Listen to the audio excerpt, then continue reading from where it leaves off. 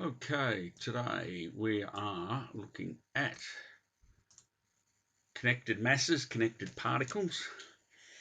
Basically, it's this kind of arrangement here where you've got a couple of masses. They're connected by a rope, string, cable, whatever. And then some sort of force is making them move. So it could be simple like this one here, where two are joined in the force. Maybe someone dragging on the rope or whatever is acting across in this way. Now you'll notice here, if they're connected by a rope or something, then there will be tension in that rope. And you'll notice here I've drawn that tension pointing in both directions. So if you just isolate and look at mass 1 over here, well, it's clearly pulled this way.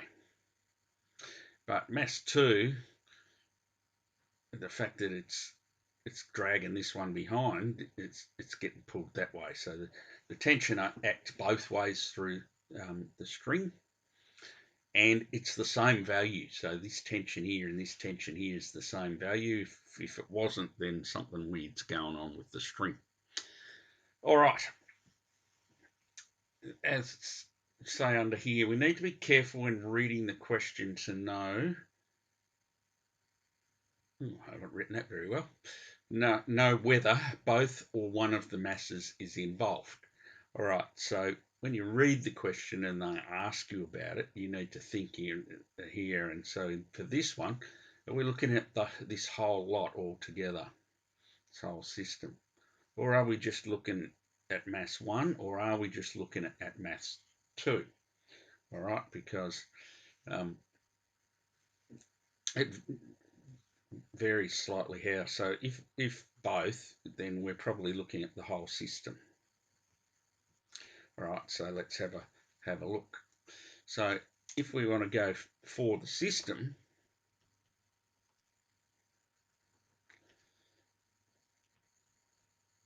then what we've got acting on this whole system here is we've got this force F dragging along. So for the system, we've got force F, and I'm just looking at Newton's R equals ma, resultant force.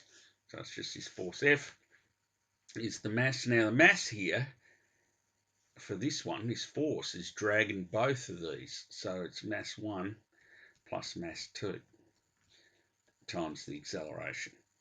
All right, so the whole system, then we need to take into account the whole mass. Now, if we're only looking at one of the masses, say, for example, mass 1, so for mass 1, then our Newton's second law, R equals ma, the resultant force, we're just looking at mass 1 now, just this one. And when we just look at mass 1, well, it's just got this connection here from this string attaching to it. So this tension is all it's got.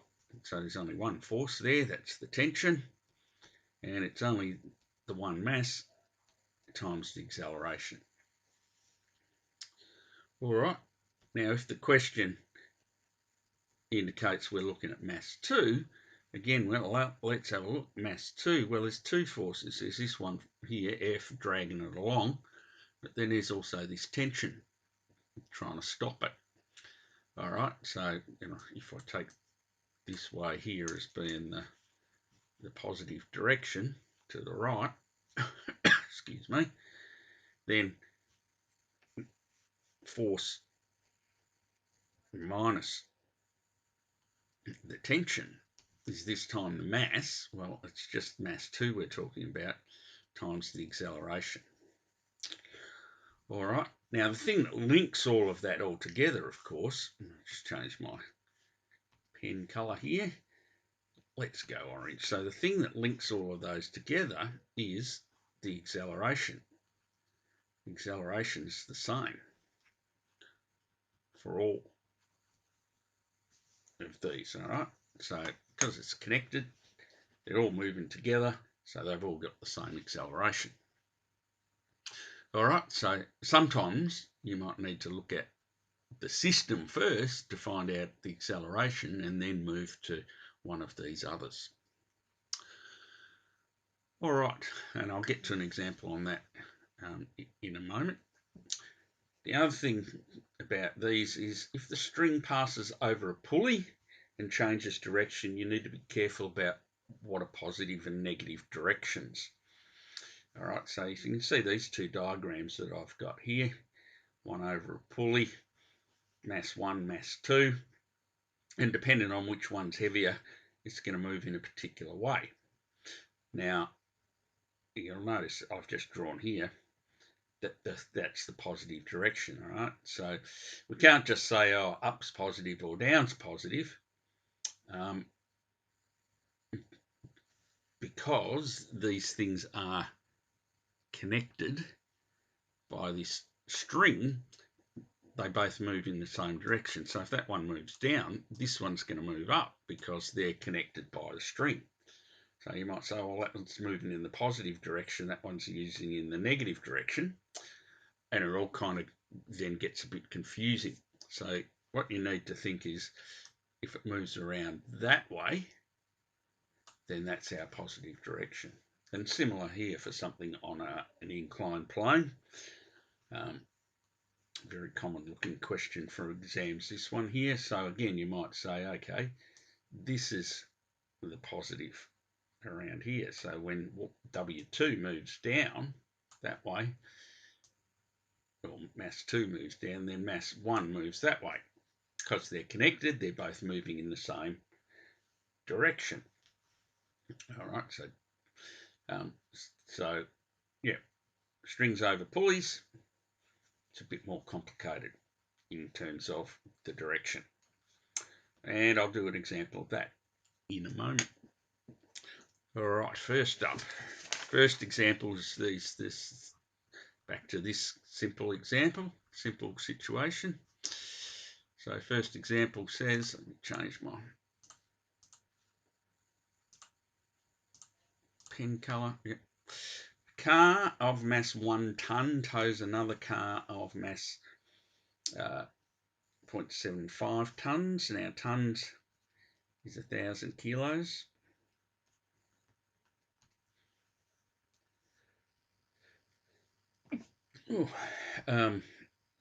And all right, so let's have, so car mass 1 ton, so there it is, beautiful car there, 1,000 kilos.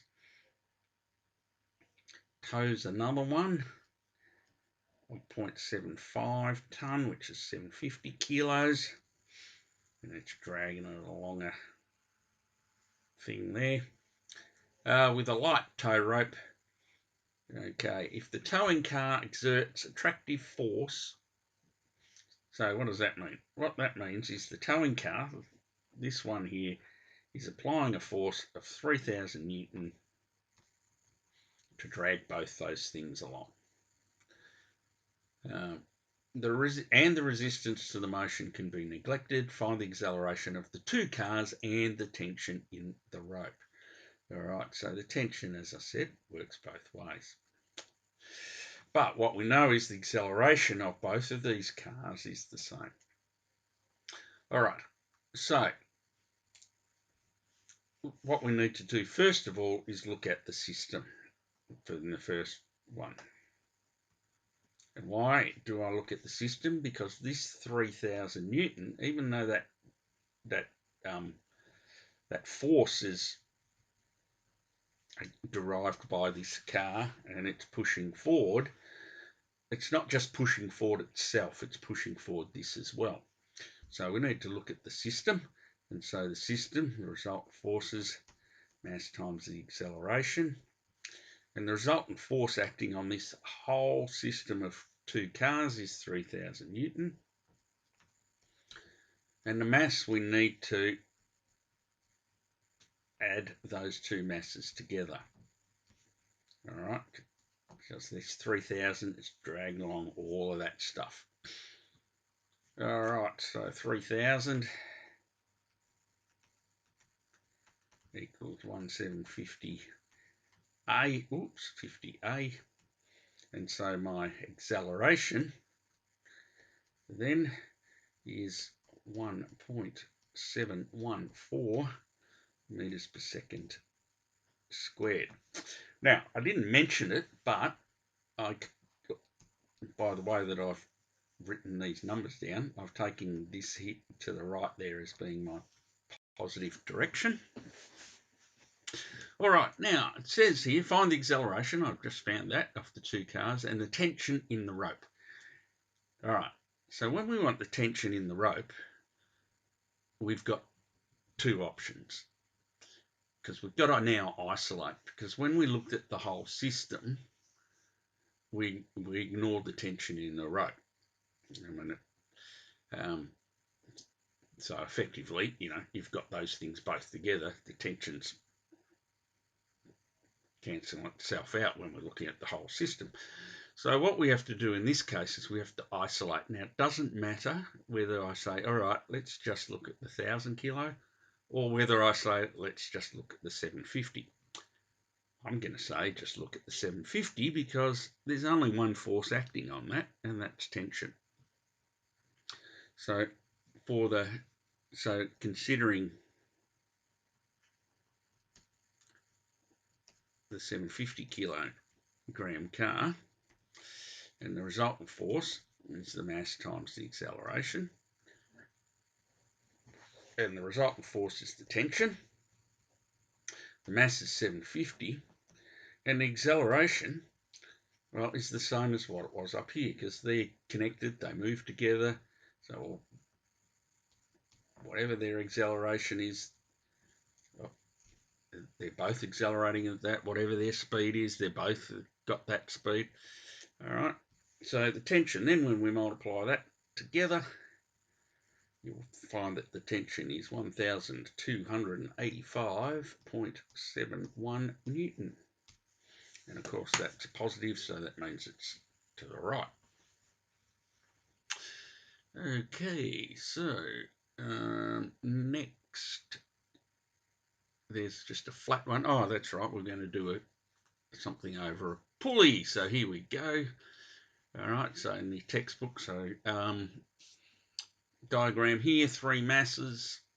All right, so it's a complicated. There's got three masses. We've got 11 here, got 4 there, we've got 5 there. Light inextensible strings. So light inextensible just means you don't have to worry about any mass of a spring when you're looking at the whole system. Inextensible just means it doesn't stretch, which is also handy because you don't have to consider Hooke's law. Smooth pulley, that's handy too because you don't have to worry about friction. The system is released from rest. Calculate these things. All right, so first of all, we've got to have a look at some things of what's going on here. So we need to, first of all, before we go any further, I need to assign a direction as positive. And what I'm going to do is I'm going to say going around there is positive. So that means that this weight force here is in the positive direction, but the weight force due to those two together is in the negative direction. All right, so this stuff over here is trying to pull it in the positive direction, but this stuff over here is trying to pull it in the negative direction. All right, so let's acceleration of the masses. So let's have a look at some things here. So for A, as I mentioned, we've got this pulling down here. So for A, my resultant forces is the weight force due to the 11 kilo pulling down that one. So 11 times 9.8. But these two together trying to pull the other way. And so they're trying to pull in the negative direction. So I've got to take away, and it's 4 plus 5 is the mass on hanging over on the left times 9.8. And so when we work out what that is, it comes out to be 19.6 Newton is our resultant force. Now, we also know that our resultant force is our mass times our acceleration. So if our resultant force is our mass times acceleration, and our resultant force is 19.6, so that means it's a positive number, so it means it's going to be moving this way. All right, is the mass. Now here, for the system, we're going to take into account the whole mass, because it's not just this 11 that's moving, this 4 and this 5. All of those are all moving, so we've got to add them all together. So 11 plus 4 plus 5, A out here, and so 19.6 is 20A, and so our acceleration from that is 0.98 meters per second squared. All right, there's part A. So calculate, and then part B, the tension in the string joining the 4 to the 11. So here's the 4, here's the 11. So we're talking about this bit of tension here in this string. So what we need to do there is we need to isolate now. Now we need to isolate. And it doesn't matter whether I isolate the 4 or I isolate the 11, except 4. This 4's got this other tension act on it that we don't know. So I'm going to have a look at the 11 kilo. And so for part B, I'm going to consider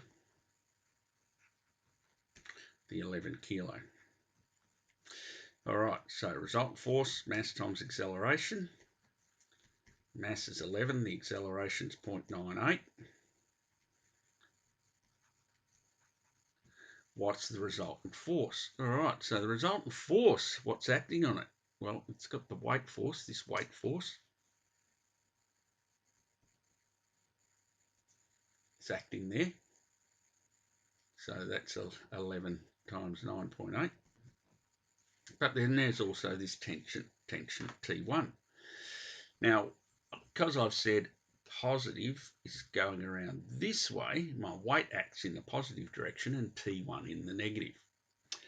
So that's my weight, which is 11 times 9.8 minus the tension. All right, in this case, it's T1 that we're talking about. All right, so 107.8 minus tension 1 is equal to 10.78. And so tension 1 would be 107.8 minus 10.78, which works out to 97.02 Newton. All right. Part C. The tension in the string joining the 4 and to the 5. All right, let me get some of this stuff out of the way.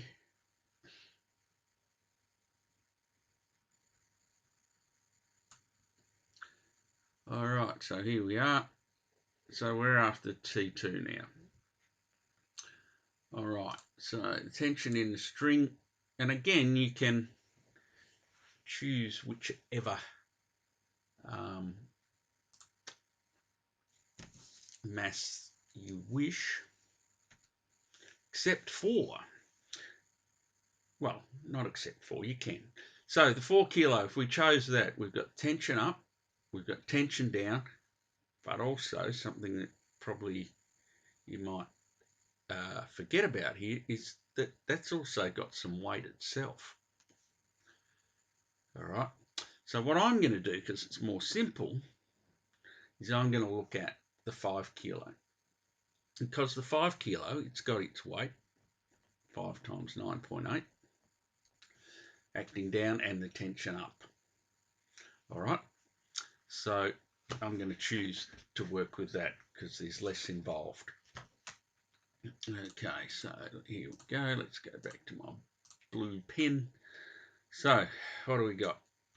So part B, I'm going to squeeze it in over here so I don't have to go to part C. I'm going to consider the 5 kilo. All right, so the resultant forces is the mass times the acceleration. All right, and the resultant force. Now make sure you get the directions correct. So remember, the positive direction is around that way. So the positive direction is up here and down on that side. So it's up on the left, down on the right. So up on the left is T2. It's pointing up, so it's T2 minus the 5 kilos weight, which is 5 times 9.8. That's equal to the mass, which is 5 times the acceleration, which is the same as this one over here, all connected. They're all moving with the same acceleration. And then, so then you've got that. And so T2 then is 49, oops, not is, T2 minus 49 is 4.9. And so T2 is therefore 53.9 Newton. All right, and so that's it in terms of connected masses, connected particles. Just take a bit of care when you are interpreting the question and looking at the diagrams, because sometimes they can be a little bit confusing. If you need help, make sure you get it, and as always, have fun.